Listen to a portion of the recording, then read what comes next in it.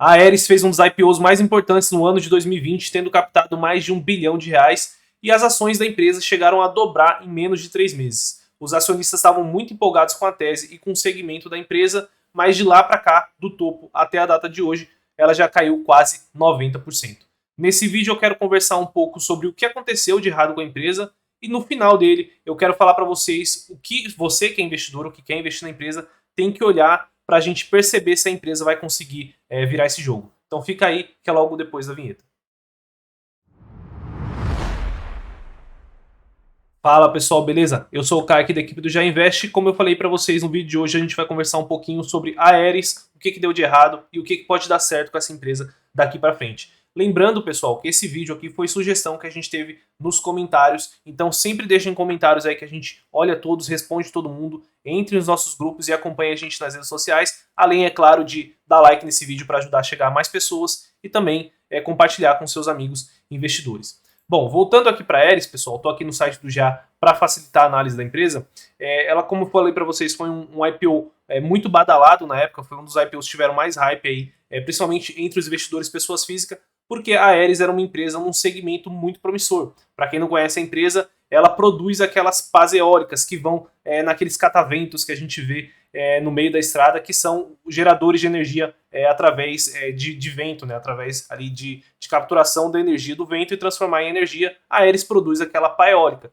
Então todo mundo ficou muito animado com essa tese, né? A gente imaginou que não tinha como dar errado, era um segmento ESG, era um segmento com alto crescimento, as receitas da empresa vinham crescendo bastante, ela tinha um grande market share, várias vantagens competitivas de localização, mas tudo isso parece que não deu muito certo, né? A empresa de lá para cá, a gente vê aqui o gráfico das cotações da empresa desde o IPO, né? Fez o IPO ali a R$6 e hoje a empresa está chegando aqui a R$1, tendo um retorno aí desde o IPO de quase negativo de quase 70%, tá? Se a gente pegar aqui do topo, foi cerca de 90% de queda para quem comprou ali naquele momento de euforia. Então vamos tentar entender o que deu errado e vamos conversar um pouquinho sobre o que a gente espera da empresa daqui para frente, a nossa visão aqui no GA.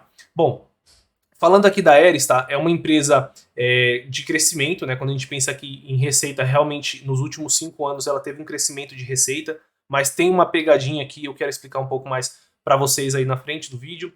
É uma empresa que tem uma saúde financeira em relação ao segmento que ela atua ali de energia bem tranquila, tá? Uma dívida que a gente vai ver tranquila, mas também aqui tem outra pegadinha que eu quero explicar mais para vocês mais para frente do vídeo.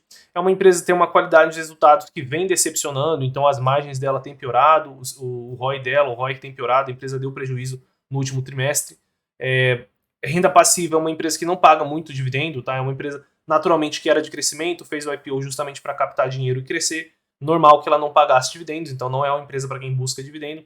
E o valuation dela hoje está realmente mais barato do que a média. A gente vai ver pelas métricas do PL, pelo EV/EBITDA, que a empresa realmente está abaixo da média, mas ao meu ver, ela realmente está precificada como ela deveria estar. Essa empresa não deveria hoje ter uma precificação que ela teve ali no IPO, né? A gente, próximo ali do período do IPO, aqui quando ela estava custando aqui R$13, ela estava com PL de mais de 100 vezes. E hoje não é bem essa conversa, tá?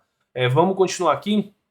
E eu separei, pessoal, só para vocês entenderem, eu separei 4 pontos que eu acredito que explicam essa queda da empresa, tá? E o primeiro deles aqui é justamente governança, tá? A gente vê que a empresa é uma empresa listada no novo mercado, com tag along de 100%, então, como a gente costuma falar aqui no canal, são indicadores indiretos de boa governança, porém, prestem bem atenção nessa palavra, indiretos. Indiretamente leva a gente a crer que tem uma boa governança, mas quando a gente olha indicadores diretos de governança da Aeris, ela realmente deixou a desejar logo assim que ela abriu o IPO, tá? Eu separei aqui um caso onde o controlador da Aeris vendeu ações dentro do lockup. Para quem não conhece o lockup, é basicamente o acionista vende as ações dele no mercado, faz o IPO e ele fala para o mercado, olha mercado, eu vou ficar 2 anos sem vender as minhas ações, confia em mim, confia na empresa, compre o negócio junto comigo. E aí ele conseguiu vender as ações dentro desse período. Aqui não importa como ele conseguiu isso, que acordo que ele fez, se estava dentro da expectativa do IPO ou não. A mensagem que passa com isso é muito ruim.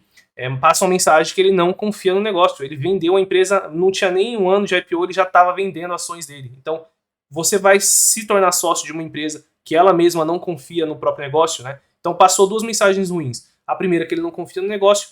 ou que ele estava caro, e a segunda que ele fez uma venda em período de lock-up, que é uma coisa que, ao meu ver, pegaria mal, independente se ele poderia ou não ter feito isso, tá?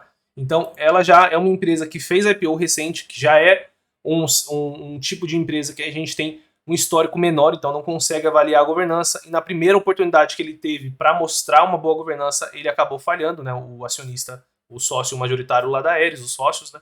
Então isso daqui acabou pegando mal e o mercado, pessoal, eles dão muita importância para essa questão de governança, tá? Uma empresa que tem uma boa governança, ela tem um prêmio na bolsa, né? É só a gente olhar aí a VEG, a Raia Drogasil, todas as empresas com boa governança negociam com um prêmio em relação aos seus pares, apesar dos pares entregarem resultados semelhantes, né? Como a gente vê Itaú e Santander, por exemplo, o Itaú sempre vai ter um prêmio porque ele nunca fez uma sacanagem ali com sócios, tá? Então vamos continuar aqui na análise da empresa. Então o primeiro ponto é governança duvidosa da Aeris, tá? Segundo ponto, pessoal, é a receita da empresa. A gente vê aqui que o CAGR de crescimento, né, ou seja, o crescimento anual de receita da Aeris é um crescimento aí de 38% ao ano, um crescimento condizente com uma empresa de crescimento dentro de um segmento de energia, que é um segmento mais maduro, apesar do segmento de energia eólica não ser tão maduro assim, mas seria um bom crescimento. Mas qual que é a pegadinha aqui que eu falei para vocês? A pegadinha é que a empresa cresceu nos últimos 5 anos realmente muito fortemente, né? Principalmente entre 2019 e 2020 ela teve um forte boom ali nas receitas dela, só que desde então a empresa estacionou. A gente vê que ela chegou a 2 bilhões e 200 ali em 2020 e 2 bilhões e 400 aqui em 2022. Então o mercado precificou, né, um crescimento muito forte da empresa, olhando o passado dela, e quando a empresa realmente foi entregar os resultados, o crescimento não veio, tá? Se a gente olhar aqui nesse gráfico, eu acho que fica até mais claro. A gente tira aqui, deixa só a receita líquida, a gente vê que a empresa teve um boom em receita líquida muito próximo do IPO, e desde então a receita trimestre a trimestre vem caindo ou estacionando, com muita dificuldade de passar ali do recorde histórico que ela teve, que foi no quarto trimestre de 2020, no trimestre que ela fez a IPO, tá? Então, outra questão aí de governança, talvez ela não tenha deixado claro ali no momento do IPO dela quais eram as reais chances de crescimento que ela tinha no setor. Então, a gente vê como as coisas vão se amarrando, tá? É o famoso enfeitar a noiva, tá? Pro dia do IPO. A gente tem esse ditado aí dentro do mercado.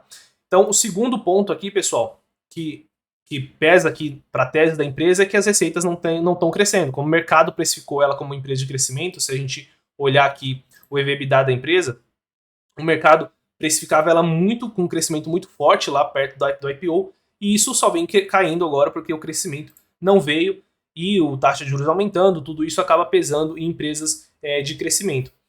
Fora que o crescimento dela de receita é bem cíclico, como a gente vai ver mais para frente quando eu entrar no resultado da empresa, tá? Então, o segundo ponto é a questão da receita, que não tem crescido como deveria.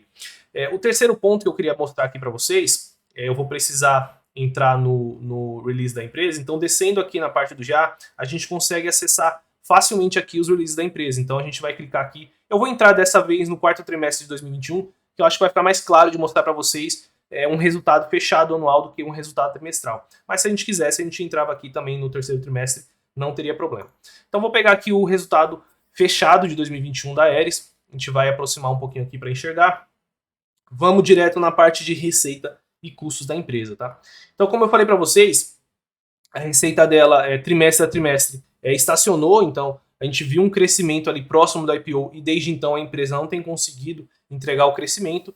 E aí aqui tem uma característica de um mix, na minha visão, um pouco ruim para a Aeris, tá? A maior parte da receita dela vem do mercado interno e ela produz produtos industriais que vão muitas commodities básicas para a produção desses produtos, e essas commodities são negociadas em dólar. Então é uma empresa com receita em real e custos em dólar, muito parecida ali com a M Dias, que tem sofrido bastante nos últimos anos com a alta do dólar, com a alta das commodities. Então uma empresa que ela tem receita numa moeda e custo na outra, ela está fadada a em algum momento ela sofrer com a inversão de alguma dessas duas, né? Uma indo muito bem e a outra indo muito mal, tá? Então o mix de receita da Aeris também não me agrada muito, porém ela poderia dar um bom resultado assim se ela tivesse vantagens competitivas que permitissem com que ela repassasse esse custo e mantivesse boas margens. E o que eu queria mostrar para vocês, que é o terceiro ponto aqui, pelo qual eu acredito que a empresa tem caído, é justamente que ela não consegue repassar os custos também, tá? Então, se a gente vê aqui o ano fechado de 2021, ela teve uma receita de 2,4 bilhões, é um crescimento versus 2020 de 12,6%, e a gente viu que o custo cresceu basicamente na mesma proporção. Então a Aeris, ela não consegue ganhar margem em cima dos clientes dela, pelo menos não no curto prazo, tá? Talvez isso mude daqui para frente com ganho de market share, acho difícil porque a Aeris já domina quase 70% do market share do Brasil. E se ela não consegue fazer isso com 70%, acho que não vai ser diferente com 80 nem com 90, mas pode acontecer. Então a empresa, ela tem custos de matéria-prima em dólar, muito parecido, por exemplo, com a VEG, que também tem isso. A diferença é que a VEG tem metade da receita dela vindo de moedas fortes, ou vindo do dólar, enfim, de moedas diferentes do real, e ela tem custo em real, né? Essa é a diferença da VEG, então a VEG consegue ter uma margem maior. Se a gente olhar aqui a margem bruta da Aeris, eu estou comparando com a VEG, porque a VEG é industrial e está bem focada ali no segmento de energia, então acho que é uma comparação pertinente. Então, quando a gente pega a margem bruta da empresa no final do ano de 2021 foi 11,5% e no final de 2020 foi de 11,1%. Então, realmente é uma margem bruta muito baixa, tá? Porque a empresa, para quem não conhece a estrutura de resultados da empresa, ela tem as vendas dela, aí ela vai pagar os custos, o que sobra ela tem que pagar todas as despesas da empresa, mais as despesas financeiras, despesas de juros. Então, de toda a receita da Aeris, que é uma empresa industrial, está sobrando ali no ano de 2021 11,5% para ela pagar todo o restante das despesas com vendas, despesas gerais, salários, despesas com resultado financeiro. E se a gente entrar aqui no resultado do terceiro trimestre de 2022, é bem parecido, tá? Na verdade, até piora um pouco, porque a gente vê que a empresa continua com as margens pressionadas, ou ela vem perdendo margem em relação ao trimestre imediatamente anterior, que foi o segundo trimestre de 2022. Então, o terceiro ponto aqui que dificulta um pouco a tese da Aeris é a relação, o mix da receita dela, né, e a relação de margem bruta. Ela tem uma margem bruta muito baixa, com uma receita que não tem crescido, então está muito difícil dela conseguir alavancar e gerar resultado. E aí a gente entra no quarto ponto aqui da empresa, tá? É uma empresa com uma margem muito baixa, mesmo margem bruta muito baixa, mesmo assim ela poderia ter uma despesa otimizada e conseguir gerar lucro líquido com isso, tá? Mas por que que a Aeris deu prejuízo no último resultado? Se a gente voltar aqui no GA, tem uma coisa aqui muito importante que eu falei para vocês, que é a dívida, que tinha outra pegadinha aqui nessa dívida, tá? A Aeris é uma empresa, teoricamente, no segmento de energia, então ela poderia ter uma dívida um pouquinho mais alavancada que a gente aceitaria, tá? Se a gente olhar aqui o endividamento da empresa, uma dívida líquida sobre EBITDA de 2,8 vezes, mais ou menos, seria tranquilo para uma Engie, para uma Taesa, né, para uma ENBR, uma empresa de energia. Porém, a receita da Aeris é muito cíclica, pelo que a gente tem percebido pelos últimos resultados. Ela teve um boom ali no momento onde houve uma alta demanda pelo serviço que ela presta, e aí esses contratos são de ciclo longo, então ela vai preparar os produtos para entregar, às vezes, 6 meses, um ano depois, e as receitas ali para frente acabam sofrendo uma retração.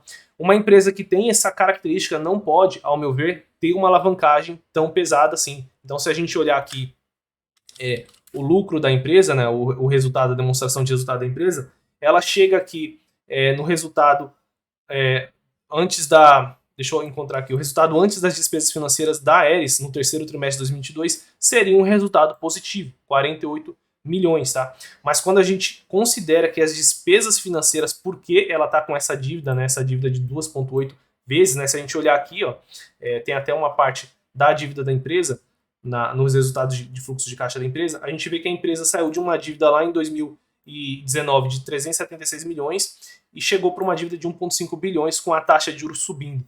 Então isso tem pesado bastante no resultado da empresa e reduzido o lucro dela, fazendo com que ela desse prejuízo. Então, o quarto ponto aqui que preocupa, né, e dificulta aqui a tese da Aeris é justamente o endividamento, a alavancagem dela.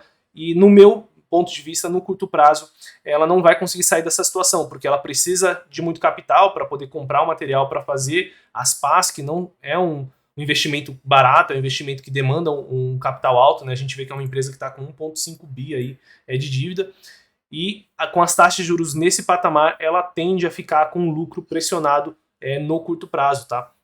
Então, pessoal, no meu ver aqui, são esses 4 pontos que têm prejudicado a Aeris. E o que eu queria, outra falar para vocês também é outra coisa, tá? A gente vai voltar aqui agora no comparador aqui no GA.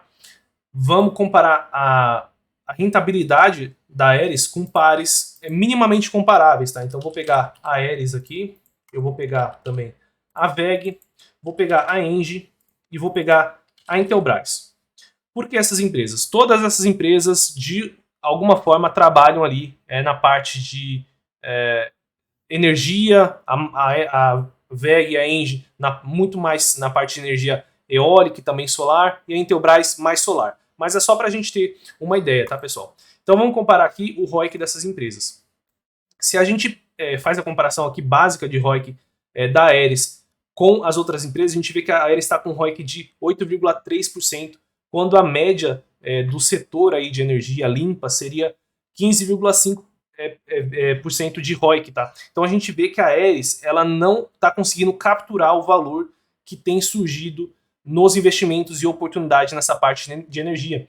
A Aeris, inclusive, fornece pás para os projetos que a VEG consegue vender. Então a VEG ela vende o projeto completo e ela compra as pás da Aeris. Então, na minha visão, o que pode acontecer aqui é que o segmento realmente é muito promissor, porém quem vai capturar o valor nesse segmento não é a Aeris, pelo menos não é por enquanto, e talvez sejam as outras empresas, efetivamente de energia que estão, como a Engie, com os projetos, fazendo parte ali da capacidade instalada dela, gerando energia e fazendo com que ela ganhe dinheiro com isso, ou a VEG que está vendendo o projeto final, o projeto pronto, a logística, a entrega, o serviço, a manutenção, já vende tudo junto com o aerogerador, né? A VEG fechou um contrato de aerogeradores recentemente com mais de 2 bilhões para venda, né? Ou seja, a receita toda da Aeris num único cliente da VEG.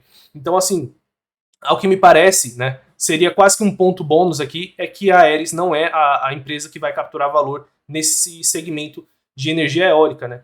Então, pessoal, para finalizar, eu vou voltar lá na parte de análise fundamentalista para a gente poder conversar, passar a nossa nota final aqui da Aeris, tá? Então vamos lá na análise fundamentalista. Vamos colocar aqui a Aeris na nossa lista, né? A gente tem feito essa lista com recorrência para a gente analisar as empresas e vamos dar a nossa visão final aqui da Aeris, tá? Então se eu entrar aqui na Aeris, a nota para o setor da Aeris, eu daria uma nota 4. O setor da Aeris não é o problema, é um setor ali de pás eólicas ou de energia eólica, é um setor resiliente, é um setor que tem crescimento, é um setor que tem uma forte demanda, sofreu um pouquinho agora pela questão de aumento de custos, pela questão energética, ter bagunçado os investimentos, principalmente os investimentos das empresas do exterior, que começaram a focar mais em energia de petróleo, né, energia a gás, por conta de todo o problema causado lá na Rússia, mas é uma questão pontual que aconteceu esse ano, talvez até ano que vem, mas no longo prazo todo mundo sabe que a energia eólica não tem mais volta, tá? Então o setor da Aeris é muito bom, porém só um setor ser bom não quer dizer que a empresa é boa e ela vai capturar valor nesse setor, tá? Então quando a gente passa para a próxima nota aqui, que é a nota de governança, vocês já sabem que naturalmente, por ser um IPO recente, a gente já daria uma nota mediana aqui para a gente se resguardar de algum problema de governança. Mas eu não preciso dar uma nota mediana porque a gente já viu que a empresa passou por um problema de governança. Então vou dar uma nota 2 aqui para a Aeris. Acredito que até agora é a empresa que teve a pior nota de governança do que a gente tem analisado aqui no canal. E quando a gente olha a empresa, como eu falei para vocês, são 4 pontos que pesam hoje na tese da empresa. Na minha visão, uma empresa aí nota 6 no resultado que ela está dando. Se repetir prejuízo no final agora de 2022, possivelmente uma nota 5. Então, uma empresa realmente um pouquinho complicada de investir. Então, pessoal, o que eu falei para vocês que eu ia fazer no final do vídeo era falar o que a gente deveria olhar para saber se a empresa faria a virada, tá? Então, são basicamente esses 4 pontos. Você precisa ficar atento a eles e aguardar para ver se a empresa vai dar sinais de que ela está mudando, tá? O primeiro seria aí a governança, como eu falei para vocês. Então, isso não tem jeito, é questão só de esperar mesmo. É esperar o tempo passar e com o tempo conhecendo melhor a empresa e ela não fazendo nada de errado, a gente volta a melhorar ali a nota dela de governança, mas é uma coisa que tem que realmente esperar passar. As receitas dela, então a gente tem que estar de olho, vocês aí, quem for investidor da empresa, tem que estar de olho se as receitas da empresa vão voltar a crescer. Isso aí é um ponto chave, o ponto principal para a empresa. Ela não pode, no próximo trimestre e ano que vem, continuar com uma receita estabilizada, com uma receita caindo, tá? Uma receita em queda. A relação de custos, então, procurem ver se a empresa vai conseguir ganhar margem nos próximos trimestres, se é normal, se essa margem, por que ela está perdendo. Escuta lá o call do CEO, vê o que está acontecendo. Ao meu ver, a empresa demonstra que ela não tem realmente tanta vantagem competitiva assim para ela estar perdendo tanta margem, ao mesmo tempo que cai receita, então está tudo piorando. Não era para isso acontecer com uma empresa que tem ali vantagens competitivas. E por último, a questão da dívida, tá? Ela precisa se desalavancar, principalmente nesse momento de alta de taxa de juros, tá? Talvez a empresa faça um follow-on, que eu acho que seria prejudicial, porque no valor de cotação que ela está hoje, diluiria bastante os sócios, mas é melhor isso do que continuar nessa derrocada aí, dando prejuízo atrás de prejuízo, tá, pessoal? Bom, pelo vídeo de hoje é isso. Se vocês gostaram, não se esqueçam de se inscrever para não perder os nossos próximos conteúdos. Comenta aqui embaixo que outra empresa que vocês querem que a gente traga aqui e segue a gente lá nas nossas redes sociais. Até o próximo vídeo.